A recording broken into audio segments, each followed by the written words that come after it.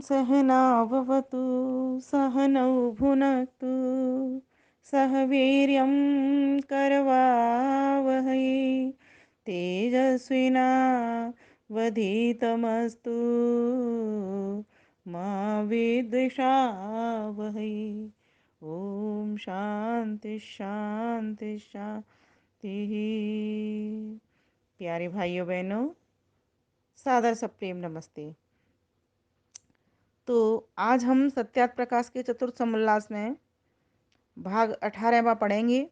भाग 17वें में हमने पिछली बार का थोड़ा पुनरावृत्ति के रूप में बता दूं, पढ़ा था कि हमको हमेशा सत्य बोलना चाहिए, प्रिय बोलना चाहिए, दूसरे का हितकारक बोलना चाहिए, कभी भी अप्रिय सत्य नहीं बोलना, कभी भी ऐसा प्रिय असत्य भी नहीं बोलना। तो इस पर बहुत केंद्रित किया गया था मनु महाराज के मनुस्मृति के श्लोकों के द्वारा, तो वो हमने जाना। आज फिर वो बता रहे हैं कि जो जो दूसरे का हितकारक हो और बुरा भी माने तथापि कहे बिना न रहे। मतलब अगर कोई हित की बात है ना, भले ही लग रहा है कि ये बुरा बुरा मान जावे, लेकिन उसको बताना तो चाहिए, बताना चाहिए। हाँ, ये बात है कि उस वक्त ना बता करके बाद में बता दें, प्रेम पूर्वक बता दें, प्रिय सत्य, इसीलिए कहा गया प्रिय सत्य बोलें। क्योंकि अगर उसका हित अहित हो रहा है, हित नहीं हो रहा, तो वो भी तो ठीक नहीं है ना। व्यक्ति तो वही अच्छा होता है दूसरे का हित करे, और हित के लिए कभी कभी ऐसी बात भी वो बता दी जाती है कि वो संभल जाए व्यक्ति। तो ऐसा अवश्य उसको बता दे कि देखो भैया, तुम मानो या मत मानो, हम ये बता रहे हैं कि इसमें तुम्हारा हित है, फिर उसकी मर्जी, लेकिन उसे बता अवश्य दें, प्रेम पूर्वक बता दें। कोई उससे द्वेष भी नहीं पाले अगर वो आपकी बात नहीं मानता है तो, क्योंकि सभी के पास अपनी अपनी बुद्धि है ना, अपने अपने संस्कार हैं। आप हमारा कर्तव्य है कि अगर किसी के हित की कोई बात है ना, तो उसको अवश्य बता देनी चाहिए। थोड़ी देर के लिए बुरा मानेगा वो, हो सकता है उसको लगे अगर मेरा इसने हितकर बात बताई है, करने भी लग जाए। कई बार ऐसा भी होता है, हमने देखा है, कोई व्यक्ति किसी को हित की बात बताता है, उस वक्त तो बुरी लगती है, लेकिन बाद में जब वो चिंतन करता है तो उसे समझ आता है कि इसने तो मेरे भले की बात कही थी। इसीलिए कहे बिना ना रहें, महर्षि दयानंद सरस्वती कह रहे हैं। आगे फिर वो एक प्रमाण दे रहे हैं महाभारत के उद्योग पर्व का, विदुर नीति का। तो देखते हैं महाराज विदुर क्या लिखते हैं। पुरुषा बहवो राजन् सततं प्रियवादिनः अप्रियस्य तु पथ्यस्य वक्ता श्रोता च दुर्लभः, वक्ता श्रोता च दुर्लभः। तो धृतराष्ट्र को विदुर जी समझा रहे हैं, कह रहे हैं कि इस संसार में दो प्रकार के लोग होते हैं। तो बताया कि विदुर जी कहते हैं, हे धृतराष्ट्र, इस संसार में दूसरे को निरंतर प्रसन्न करने के लिए प्रिय बोलने वाले खुशामदी लोग बहुत हैं। पुरुषो बहुवो राजन सततम प्रिय वादनम, प्रिय बोलने वाले खुशामदी लोग बहुत हैं, मुंह पे मीठा मीठा बोलने वाले परंतु सुनने में अप्रिय विदित हो और वह कल्याणकार करने वाला वचन हो, उसका कहने और सुनने वाला पुरुष दुर्लभ है। अप्रिय से तु पथ्य से वक्ता श्रोता च दुर्लभ। तो ऐसा वक्ता और श्रोता दुर्लभ है, कहने वाला और सुनने वाला दुर्लभ है। कैसा?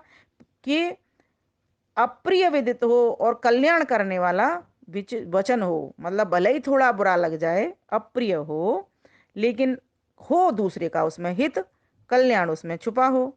तो ऐसे लोग तो बहुत कम दुनिया में देखने को मिलते हैं। ज्यादा लोग कैसे मिलते हैं? जो खुशामदी होते हैं, मुंह पे तो मीठा बोलते हैं और पीछे कैसा बोलते हैं? कड़वा बोलते हैं, उसकी बुराई करते हैं, निंदात्मक बोलते हैं।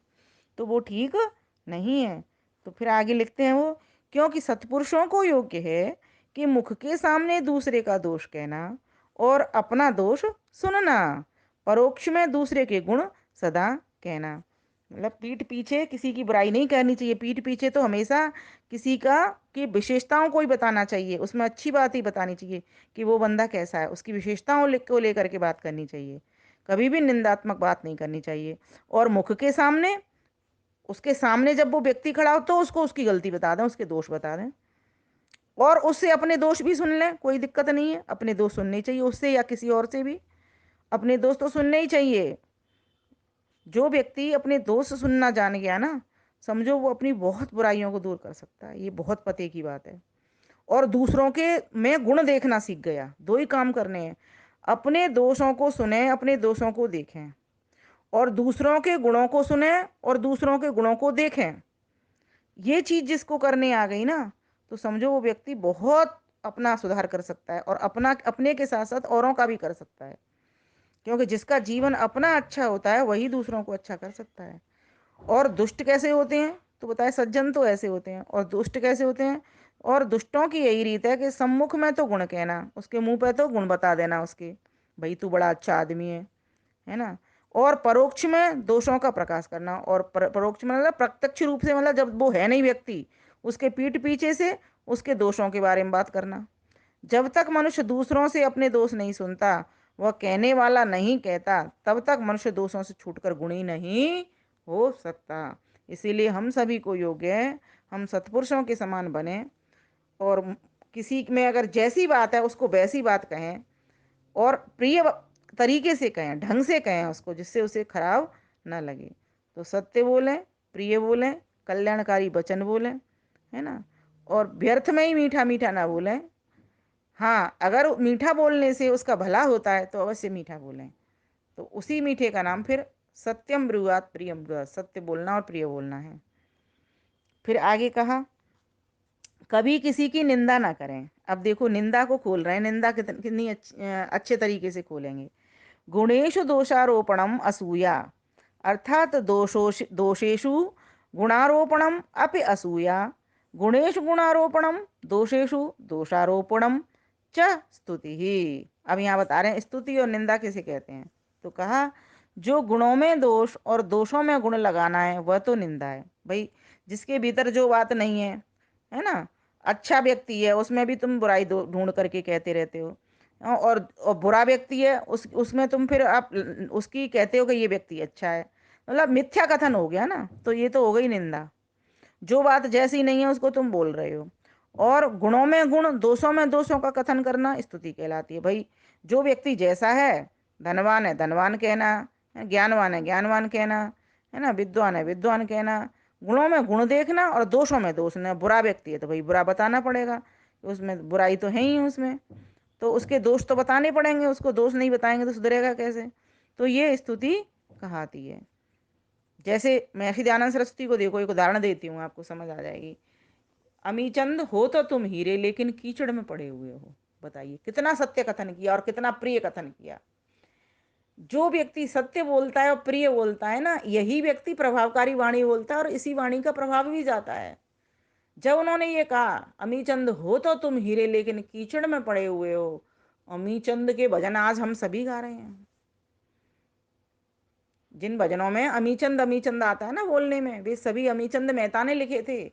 और किसकी वाणी का प्रभाव पड़ा? महर्षि दयानंद सरस्वती की वाणी का प्रभाव पड़ा। क्यों? क्योंकि उन्होंने सत्य बातें कही थी, और लेकिन ढंग से ऐसे से कही, बिल्कुल प्रिय कथन कहा कि हमीचंद तुम हो तो हीरो, क्यों हीरे? क्योंकि व्यक्ति में कोई कमी थोड़ी होती है, उसके गुण दोष उसको बुरा अच्छा करते हैं। तो व्यक्ति से तो कोई द्वेष नहीं करना, कोई घृणा नहीं करनी, उसके जो विचार है उनको ठीक करना है। तो उन्होंने यही बात कही, अमीचंद हो तो तुम हीरे, वास्तव में हीरे ही थे, और कीचड़ में पड़े हुए हो, है ना, दुर्गुणों में दुर्व्यसनों में तुम पड़े हुए हो, जुए में शराब में तुम पड़े हुए हो, नशीले पदार्थों में तुम पड़े हुए हो।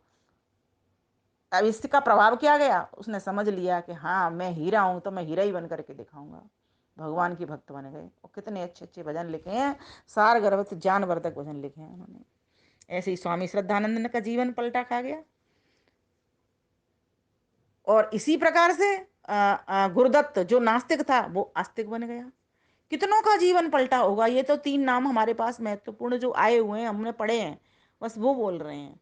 लेकिन ये तीन नाम प्रमुख हैं, इसीलिए बाकी जाने कितने लोगों का जीवन बदला होगा उनके प्रभाव से। क्यों बदला?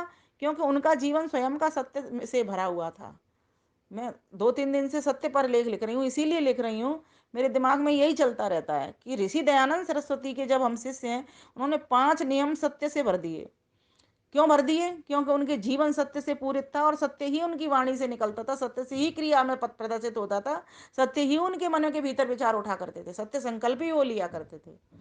तो हम सभी अगर अपने जीवन को ऐसा सदाचार से परिपूर्ण कर लेंगे, सत्य आचरण से भर लेंगे, है ना, ईमानदार बन जाएंगे, अच्छे बन जाएंगे, सच्चे बन जाएंगे, नेक बन जाएंगे, सत्य बोलेंगे, प्रिय बोलेंगे, कभी भी ऐसा अप्रिय सत्य नहीं बोलेंगे या फिर ऐसा प्रिय असत्य भी नहीं बोलेंगे जिससे किसी का नुकसान हो, जिससे किसी का हित हो, कल्याण हो। ये हमें आज शिक्षा लेनी चाहिए इस वीडियो से।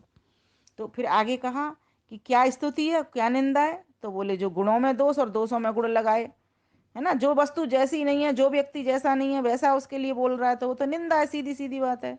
ये जो पीठ पीछे जो बातें बोली जाती है ना, सामने कहने की हिम्मत नहीं होती, वो जरूर गलत बात है, इसीलिए कही जा रही है, ध्यान देना। नहीं तो वो सामने ही कह दे उसको, लेकिन सामने वो डर रहा है उस बात को कहते हुए, इसका मतलब उसकी काम कहने में गलती है, वो गलत कह रहा है और अधिक कान भर रहा है। इसीलिए तो कहते हैं पीठ पीछे बुराई मत करो, सामने कहो ना। हम तो ये सोचते हैं कि हम दो बात बुराई कर रहे हैं, तीसरे व्यक्ति, हम एक व्यक्ति की दो जने मिलकर बुराई कर रहे हैं तो तीन व्यक्ति इंक्लूड हो गए। लेकिन हम ये भूल जाते हैं कि चौथा जो तत्व है, जो परम पिता परमेश्वर है, वो चौथा पंच होकर के हमारी बात को सुन रहा है। वेद में एक मंत्र आता है इसका, लोग ध्यान नहीं दे रहे हैं इन सब चीजों पर कि निंदा कितनी बुरी चीज है। निंदा करना, चुगली करना, इससे बड़ा कोई बुरा काम नहीं होता। ये इतना पाप का काम है, अपना भी अहित करता है और दूसरों का भी अहित कराता है। इसलिए निंदा से हमेशा बचो, चुगली से हमेशा बचो। कभी किसी की चुगली मत करो, कभी किसी की निंदा मत करो। तो यहाँ पर यही बताया गया है कि स्तुति करना सीखो, जो जैसी जिसके भीतर बात है। गुण है तो गुण कहो। स्तुति का मतलब ये नहीं है कि फिर जिसमें खराब बात है तो उसकी खराब बात भी मत बताओ। यहाँ स्तुति में महर्षि दयानंद सरस्वती दोनों चीजों को ले रहे हैं। वो कह रहे हैं गुणों में गुण और दोषों में दोष कथन करना स्तुति है। अर्थात मिथ्या भाषण का नाम निंदा और सत्य भाषण का नाम स्तुति है। स्पष्ट कर दिया उन्होंने। फिर आगे लिखते हैं वो, मनुस्मृति का फिर प्रमाण ले आए। बुद्धि वृद्धि करान्याशु धन्यानि च हितानि च नित्यं शास्त्राणि अवेक्षित निगमाश्चैव वैदिकान् निगमाश्चैव वैदिकान् यथा यथा हि पुरुषः शास्त्रं समधिगच्छति तथा तथा विजानाति विज्ञानं चास्य रोचते विज्ञानं च अस्य रोचते।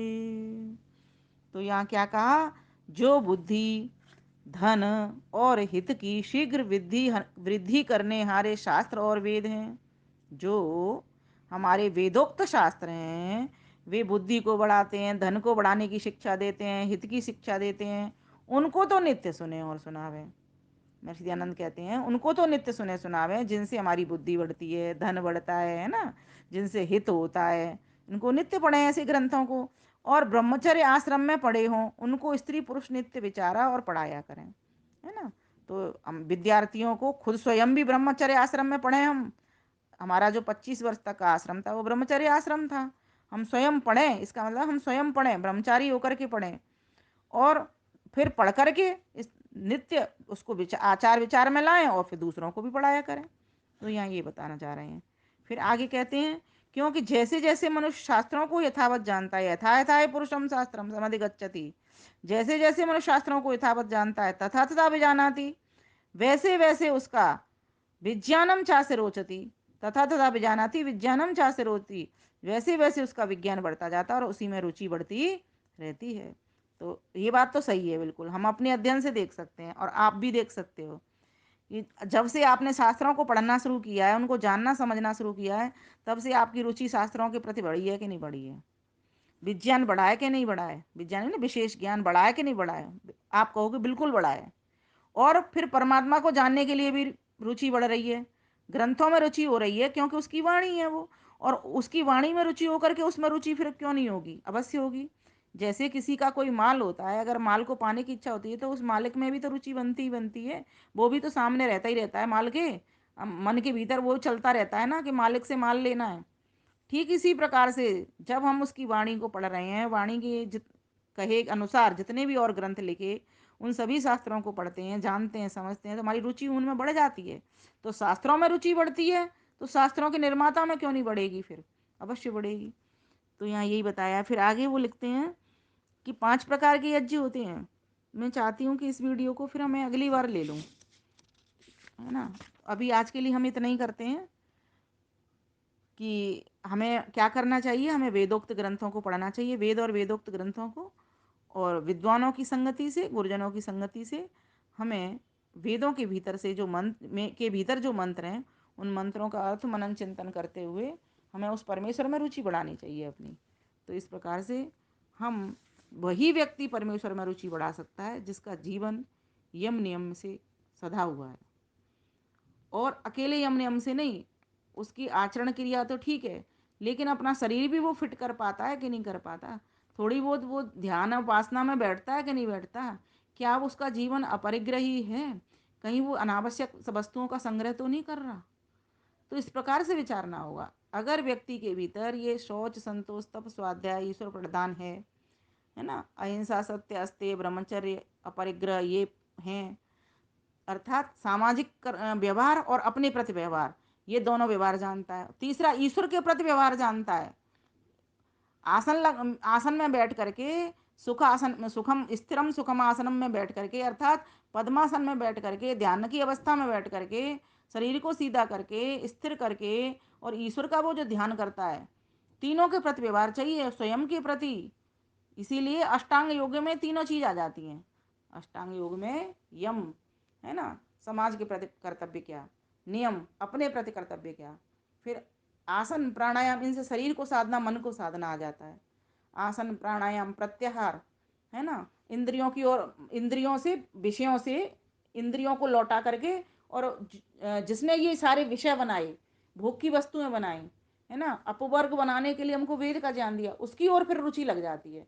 सारा ध्यान इंद्रियों से हट करके फिर ईश्वर की ओर लग जाता है। जैसे कि रानी मक्खी के पीछे और बाकी की मक्खियां चली आती हैं, ठीक इसी प्रकार से इस मन के साथ फिर ये इंद्रियां जो विषयों की ओर दौड़ रही थी, वे कहाँ जाती हैं, ये मन के पास पहुंच करके, और मन कहाँ लग जाता है, ईश्वर में जुड़ जाता है। विषयों से हट करके विषयपति में जुड़ जाता है, जिसने कि विषय ये बनाए हमारे सुख के लिए। तो यही यहाँ पर बताया जा रहा है कि हमें क्या करना होगा।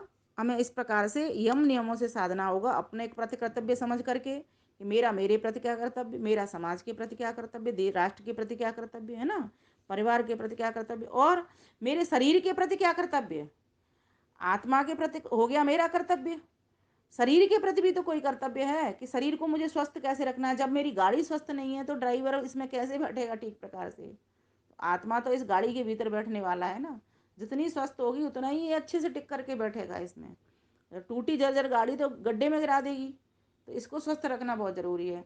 और इसके साथ साथ मन को, असली मन से ही तो व्यक्ति संकल्प विकल्प लेता है, मुझे जाना कहाँ है, मुझे पहुंचना कहाँ है। ये मन ही तो पहुंचाने वाला है, मन ही तो ईश्वर से जोड़ने वाला है ना। और यही मन संसार से ही जोड़ने वाला है, दोनों तरफ ले जाने वाला है ये मन ही। तो संसार से हटा करके संसार पति के पास पहुंचाना है इस मन को। तो ये होंगे सब काम इसी गाड़ी में बैठ करके।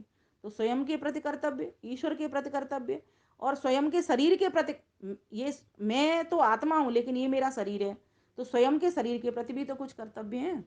तो उसके लिए हमें अपने शरीर को स्वस्थ रखना, हमें आसन पे बैठना आना चाहिए। हम हमें कई बार हमने देखा है कि कई लोग ध्यान करते हैं, कहते हैं बैठा ही नहीं जाता, और हम लोग भी 1 घंटे से ज़्यादा नहीं बैठ पाते, कभी कमर में दर्द, कभी पीठ में दर्द, ये सब हो ही जाता है। तो यहाँ यही बताया जा रहा है कि हमें हमारे आसन भी दृढ़ हों, और दूसरी बात, हमको जिसको पाना है उसमें रुचि भी हो, साथ ही साथ हमारी धारणा भी सही जगह पर टिके। धारणा का अर्थ होता है धारण करना। जिस ईश्वर को प्राप्त प्राप्त करना चाह रहे हो, उस प्राप्त करने वाली वस्तु, चेतन परम चैतन्य वस्तु को प्राप्त करने के लिए पहले धारणा बनानी पड़ती है एक जगह। मन को टिकाना पड़ता है। धारणा कर का मतलब है कि मन को एक जगह टिकाना। तो जब व्यक्ति मन को एक जगह पे टिका लेगा, तो वहां पर वो ईश्वर का दर्शन करेगा, वो देखेगा कि ईश्वर कैसा है, उसके गुणों को जानेगा, है ना, गुणों को खोजेगा। तो ये ध्यान हो जाएगा उसका। पर खोजते खोजते जब उसमें खो जाएगा तो उसकी समाधि हो जाएगी, है ना। तो इस प्रकार से ये अष्टांग योग है ना, ये हमको जीवन जीना सिखा देता है पूरा पूरा। तो हम सभी इन यम नियमों को जान करके इस अष्टांग योग पर चलने वाले बने। और महर्षि दयानंद सरस्वती ने जो जो बातें हमको बताई हैं उनसे अपने जीवन को भरने वाले बने, तभी जा करके हमारा कल्याण है। तो आज के लिए इतना ही। आप सभी को धन्यवाद। वीडियो को खूब साझा करें, लोगों को सब्सक्राइब करने के लिए बोलें, जिससे ये शुद्ध ज्ञान, वेदों का ज्ञान, मनुस्मृति आदि ग्रंथों का, सत्य ग्रंथों का ज्ञान सभी लोगों तक पहुंच सके। सिर्फ हम तक ही सीमित ना रहे, ये आगे आगे विस्तार को प्राप्त करता जाए। आप सभी का बहुत बहुत धन्यवाद। नमस्ते।